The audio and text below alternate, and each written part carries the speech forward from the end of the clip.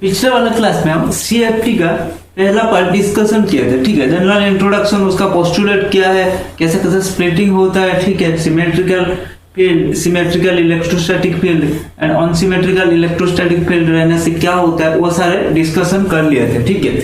आज डिस्कशन करेंगे crystal splitting in octahedral complex, ठीक है।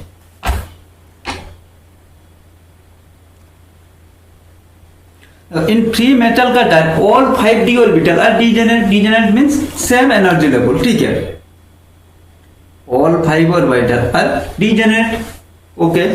In the octahedral complex, say Ml6, क्या होता है? The metal curtain is placed at the center of the octahedron. देख, ये हो गया हमारा, मान ले मेटल curtain, ठीक है। And 6 ligand are at the 6 corner. देखो, यहाँ पे एक लिगेंड, यहाँ पे एक, तो तीनों एक्सिस से 6 लिगेंड अप्रोच कर रहा है, ठीक है। तो क्या होगा, if all ligands are infinite distance, तो पहले जो, अगर मैंने जैसे बताया, अगर इनफाइनाइट डिस्टेंस में होगा, उनके अंदर, उनके बीच में कुछ कोई अट्रैक्शन है क्या, नहीं है, ठीक है। अगर जैसे ही वो पास आएंगे तो क्या होगा, when the ligand starts moving toward the metal curtain, two important phases act that influence the energy of the d orbital. Attraction between metal ligand, जैसे हम पास लाएंगे क्या होगा, टू इंपोर्टेंट फैक्टर्स आएगा। पहला फैक्टर क्या, attraction between metal ligand and repulsion between D electron and ligands lone pair.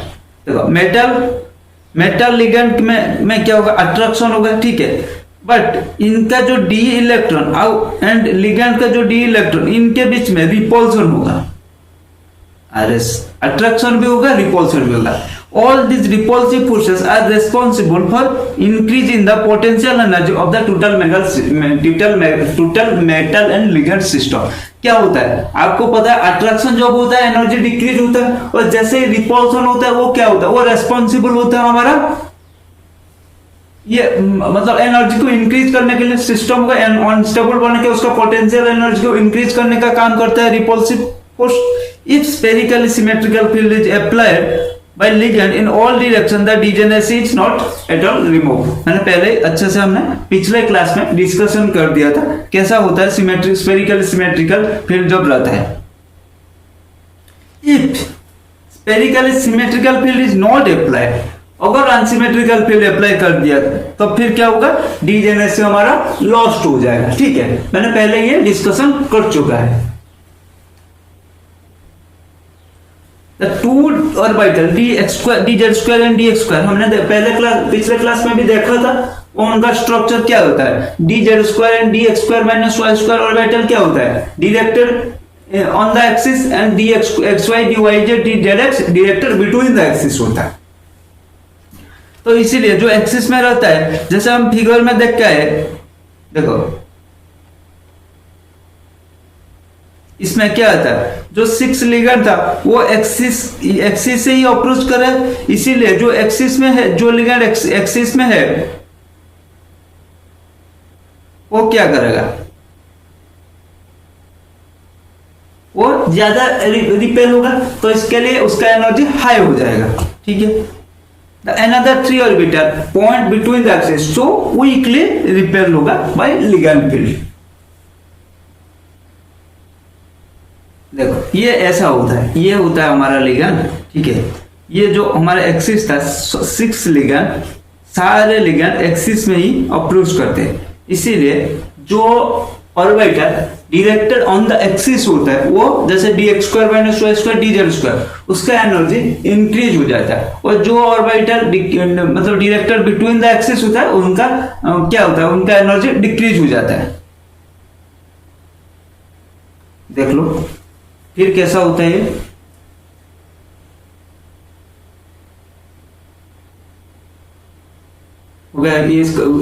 क्या dx² minus y² and dz² का एनर्जी इंक्रीज हो जाता है, इसलिए वो ऊपर चला जाता है, एंड ये dxy dyz dz नीचे आ जाता है। ये जो है इसको हम बोलते हैं बेरी सेंटर, ठीक है। तो ये जो इनके बीच के डिफरेंस, ये डेल्टा 0 होता है, क्रिस्टल स्टेबलाइजेशन एनर्जी, ठीक है।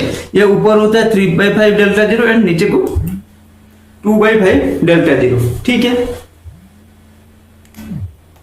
Minus d x square minus y square and d z square orbital होता है, वो क्या होता है, वो डायरेक्टेड अलोंग द एक्सिस होता है, इसीलिए क्या होता है, उसका एनर्जी इंक्रीज कर गया और इसका energy d x y d y z d z का एनर्जी डिक्रीज कर गया। ठीक है, ये था हमारा, ये हो गया हमारा बेरी सेंटर। ठीक है, ये वैल्यू कैसा है हम आगे उसका डिस्कशन करेंगे। ठीक है, ये 3.5 कैसा है और नीचे का 2.5 कैसा है। ठीक है, ये जो क्रिस्टल वीक फील्ड रहता है, ठीक है, इसी इसका डेल्टा जीरो थोड़ा कम होता है, थोड़ा कम होता है। ठीक है, और जब वो स्ट्रॉन्ग फील्ड रहता है उसका इन दोनों के बीच में मतलब gap D easy and T2 में ज्यादा होता है। ठीक है, since the Moore splitting of d orbital into two sets of orbital in octahedral field cannot change the barycenter, center of gravity of the d orbital, जिसको हम बोल रहे थे ये वाला इसको ये था हमारा barycenter। ठीक है, then it must satisfy the following condition, जो वो 2/5 3/5 कहाँ से उठा के मैंने लिख दिया उसको थोड़ा डिस्कशन कर लेंगे यहाँ पे। देखो डिस्टेबिलाइजेशन कॉज्ड बाय इजी सेट्स, देखो क्या हुआ आपने देखा, मतलब देखो यहाँ पे देखो ये था हमारा डीजेनरेट ऑर्बिटल। ठीक है, स्फेरिकल सिमेट्रिकल फील्ड की वजह से ये था हमारा डी ऑर्बिटल। ठीक है, जैसे ही वो पास में गया अनसिमेट्रिकल फील्ड की वजह से देखो कुछ सेट ईजी सेट ऊपर चला गया और टी2जी सेट नीचे चला गया। ठीक है, क्यों चला गया, देखो मैंने बताया easy set along the axis में था, लिगैंड का रिपल्शन हुआ वो ऊपर चला गया, मतलब एनर्जी इंक्रीज हो गया। तो वही एनर्जी को कंजर्व करने के लिए हम बेरी सेंटर को चेंज नहीं कर सकते। ठीक है, ये centre of gravity of D orbital होता है, उसको चेंज नहीं कर सकते। तो ये जो ईजी ऑर्बिटल जितना मतलब कुछ एनर्जी ऊपर गया, ठीक है, उसी एनर्जी को कंजर्व करने के लिए डी ऑर्बिटल को मतलब वो जो टी2जी सेट को था उसको नीचे आना पड़ा। ठीक है, नहीं तो ऐसा होता, देखो दोनों ही कुछ ना कुछ मतलब ईजीबी एंड टी2जीबी दोनों ही कितना कुछ रिपल्सिव फोर्स मतलब एक्सपीरियंस कर रहे हैं लिगैंड से। ठीक है, तो दोनों ऊपर चले जाते हैं, मतलब ये ऐसा होता है, फिर ये ऐसे हो जाता है, लेकिन ऐसा नहीं होता है। बेरी सेंटर होता है, बेरी सेंटर का ईजी जितना ऊपर गया, ठीक है, वो टी2जी उसको मतलब एनर्जी को कंजर्व करने के लिए उसको उतना नीचे आना पड़ा टी2जी सेंटर को। ठीक है, तो वो कैसा आया, मतलब ये वैल्यू कैसा आया उसको हम अब एक्सप्लेन करेंगे। देखो destabilize caused by eg sets equals to stabilization caused by t two g set. हम ये बेरी सेंटर को चेंज नहीं कर सकते, इसीलिए जितना वो इजी ऊपर गया उसको उस कंडीशन को सेटिस्फाई करने के लिए हमें टी2जी को नीचे लाना पड़ा। This destabilization or stabilization is measured with respect to pre-splitting Berry center.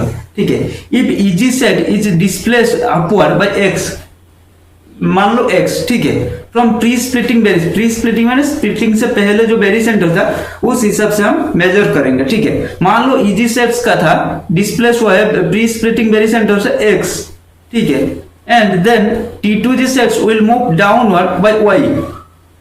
Pre splitting barycentre से लेट्स से x डिस्टेंस मतलब आप ईजी सेट डिस्प्लेस हुआ है x and t2g set display हुआ है मतलब डाउन आया है y। तो क्या हुआ 10e इक्वल्स टू क्या हो जाएगा 10e इक्वल्स टू ये जो टोटल इसको था इसको हम 10dq बोलते हैं ना, 10dq बोलते हैं। ठीक है, 1 ये डेल्टा 0 इक्वल्स टू 10dq हम बोलते हैं। तो उसी को धर 10e equals to 4e plus x plus 6e minus x. ठीक है, देन 2x इक्वल्स टू कितना हो जाएगा, इसको अगर सॉल्व करेंगे तो क्या हो जाएगा 2x इक्वल्स टू 3e। ठीक है,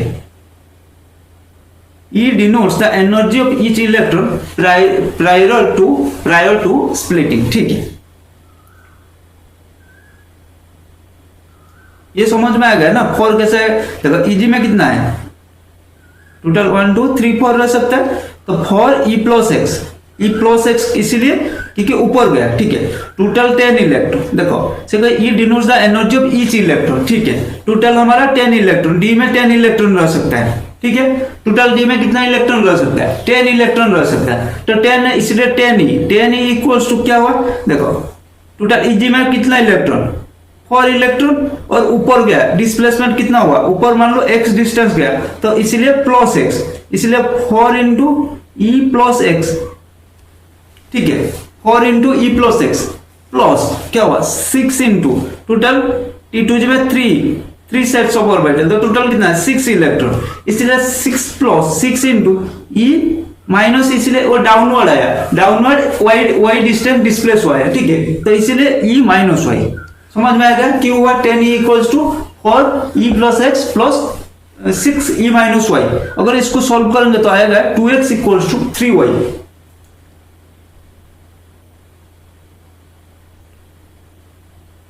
देखो अगर 2 मल्टीप्लाई कर देंगे तो क्या हो जाएगा 4x equal to 6y। Total energy, total increase of energy of 4 electron in Eg equals to total decrease of energy of 6 electron in T2G। समझ में आएगा क्योंकि Eg में 4 होता है, T2G में 6 होता है, तो 4 इलेक्ट्रॉन जितना एनर्जी को इंक्रीज किया Eg सेट्स में 6 इलेक्ट्रॉन उतना ही एनर्जी 6 इलेक्ट्रॉन डिक्रीज किए, ठीक है। तो इसीलिए क्या हुआ, अब देखो टेकिंग अगर x plus y equal to del q equal to 10 d q हम ले लेंगे तो क्या होगा x plus 2x/3 equals to delta 0, तो 5x इक्वल्स टू कितना होगा डेल्टा 0। समझ में आ गया। अरे इसका देखो 4x इक्वल टू 6y, ठीक है। अगर हम x plus y equal to क्या डेल्टा 0, हमें अब y का वैल्यू पुट करना है, तो क्या कर सकते हैं y इक्वल्स टू यहीं से निकल सकते हैं क्या 4/6x, 4/6x है 2/3x, ठीक है, तो टोटल हो गया 5x equals to delta 0, 5x/3 equals to delta 0। Then x equals to कितना हुआ 3/5 delta 0 equals to 6 dq, y equals to कितना हुआ 2/5 delta 0 equals to 4 dq। So thus T2G electron is stabilized by 4 dq and each Eg electron destabilized by 6 dq. In other words, energy of T2G electron is minus 4 dq while energy of Eg electron is plus dq। अब समझ में आया जो ऐसा था कि वो हम Eg को लिख रहे थे 3/5 डेल्टा 0 एंड नीचे को लिख रहे थे 2/5 डेल्टा 0, तो यहीं से हमें वैल्यू निकाला, ठीक है। तो बेरी सेंटर को बेरी सेंटर को चेंज नहीं कर सकते, तो एनर्जी को कंजर्व करने के लिए Eg के 4 इलेक्ट्रॉन जितना एनर्जी लेके ऊपर गया था उसको कंजर्व करने के लिए T2G का 6 इलेक्ट्रॉन उतना ही एनर्जी नीचे आया था, ठीक है। तो उसी को अगर हम सॉल्व किए तो ये इतना वैल्यू हमारा निकला। ये कैसे हुआ 3/5, हमें पता है डेल्टा 0 इक्वल्स टू 10 dq0 और 3/5 इंटू 10 dq0 तो क्या होगा 6 dq0। सिमिलरली ये 2/5 इंटू 10 कर 4 dq0, ठीक है। तो ये नीचे T2G नीचे है इसलिए इसको हम -4 dq0 एंड Eg ऊपर गया इसलिए हमें इसको प्लस dq0 करते हैं। अब समझ में आ गया, आ जाना चाहिए। Then distribution of electron in octahedral complex. Very often, in the presence of crystal field of the ligands, the d orbital are splitted. In the splitted d orbital, the d electron will be accommodated. The lower energy level will be first occupied, ठीक है। अपाउस principal electron में क्या था, अपाउस principal था, ये अपाउस principal यही था, electron मतलब इलेक्ट्रॉन एनर्जी के ऑर्डर से फिल होकर जाता है, पहले lower energy then higher energy तक जाते थे, यहाँ भी वही होगा। But in deciding the electron distribution the pairing energy and energy difference between the successive energy level are important factor. और पेयरिंग एनर्जी के बारे में हम भी डिस्कशन करेंगे, ठीक है। देखो D1 ये देखते हैं 6 D n इक्वल्स टू 1 2 3 8 9 10, इनका कैसे होगा D2 पहले 2 रहेगा 3,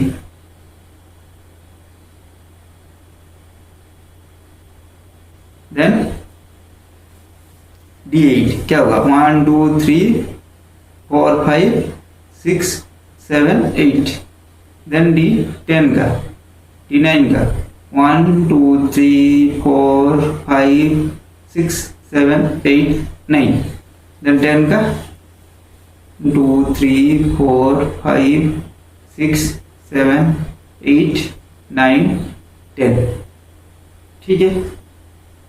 For Dn n equals to 1 2 3 8 9 10 electronic configuration, in each case there is only one possible way of electron distribution in T2G and Eg orbital in octahedral, whether it is strong field or इन और outer orbital या inner field और inner orbital या sorry whether it is strong field और inner orbital मतलब weak field और outer orbital, इन 6 मतलब 1 2 3 and 8 9 10 का कोई और पॉसिबिलिटी है क्या इलेक्ट्रॉन फील करने के लिए? नहीं है, तो एक ही पॉसिबिलिटी है। अब देखते हैं 4 5 6 7 इनका मतलब 2 पॉसिबिलिटी आता है।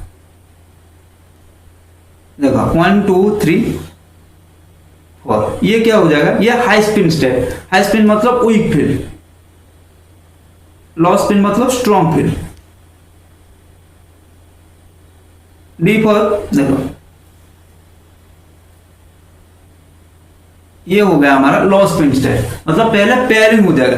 ऐसा क्यों होता है? जब लो स्पिन होता है तो पेयरिंग हो रहा है, और हाई स्पिन होता है तो पेयरिंग नहीं हो रहा है। क्यों हो रहा है ऐसा? देखो लो स्पिन स्टेट में pairing energy is less than वो जो एनर्जी गैप है, ठीक है, डेल्टा जीरो। ये होता है लो स्पिन के केस में, ठीक है। ये स्ट्रॉन्ग फील्ड का केस में मैंने बताया स्ट्रॉन्ग फील्ड में सर गैप कितना ज्यादा होता है, जो वीक फील्ड रहता है गैप थोड़ा सा कम होता है, इसलिए उसमें पेयरिंग एनर्जी कम होता है, ठीक है। अरे मान लो क्या है, एक रूम है, ठीक है, आप 2 फ्रेंड्स हो, ठीक है। मान लो रूम अगर दोनों शेयरिंग करके रहोगे तो ज्यादा मतलब आपको रूम रेंट कम पड़ेगा, ठीक है। तो उस टाइम आप क्या करोगे?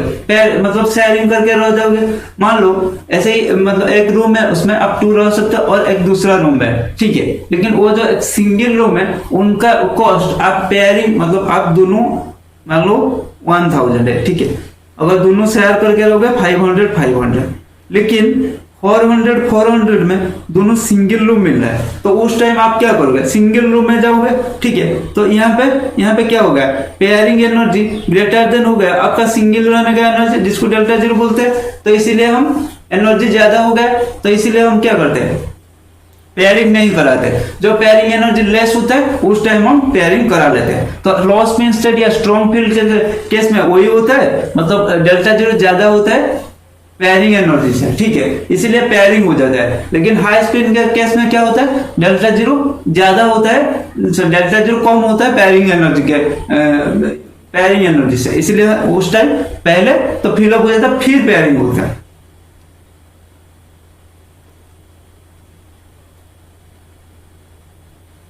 D5 हाई स्पिन स्टेट ये लो स्पिन में क्या होगा? पेयरिंग होगा। यहाँ पे देखो, यहाँ ये था हमारा हाई स्पिन स्टेट में, और लो स्पिन में ये हो गया हमारा पेयरिंग, ठीक है।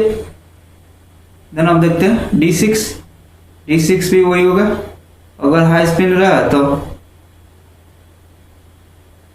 देखो पहले तो ये था, देखो अब क्या कर लो स्पिन, अब हाई स्पिन स्टेट में क्या होगा? पहले फिल अप होगा, देन पेयरिंग हुआ, यहाँ पे पेयरिंग होगा, यहाँ पे तीनों पेयरिंग हो गया। और 7 में देखते हैं 1 2 3 4, यहाँ पे भी अगर पहले 4 इलेक्ट्रॉन फिल अप कर लेते हैं, और फिर देखते हैं देखो 5 6 7, यहाँ पे 6 समझ में आ गया। तो कैलकुलेशन ऑफ CFSE क्या हो गया था? तो अब CFSE कैसे कैलकुलेट करेंगे? देखो मैंने बता दिया CFSE का कैलकुलेट करने के लिए हमें ये तो हमने निकाल दिया ना, जो T2G का नीचे आ रहा था, तो इसको हम अगर ये कर लेंगे तो 0.4 T2G electron of T2G plus 0.6 electron of EG delta zero, ठीक है, delta zero plus n star p, ये है पेयरिंग एनर्जी, n है number of extra electron pair, मतलब स्प्लिटिंग के बाद कितना इलेक्ट्रॉन पेयर हुआ है, ठीक है, उस टाइम हम पेयरिंग एनर्जी आता है। यहाँ देखो वीक फील्ड और high spin complex, strong field that is low spin complex, ठीक है। T2G T1 में तो 4d हो गया, T2G 6 2 into 4 8, यहाँ पे पेयरिंग नहीं है, लेकिन जब स्ट्रॉन्ग फील्ड आता है वहां पे पेयरिंग एनर्जी आता है, जितना कितना ज्यादा पेयरिंग हुआ है देखो ये तो कैलकुलेट कर लेना, ठीक है। ये तुम लोग को पता ही होगा, तो इसीलिए मैंने ये डिटेल्स में मतलब एग्जांपल नहीं लिया।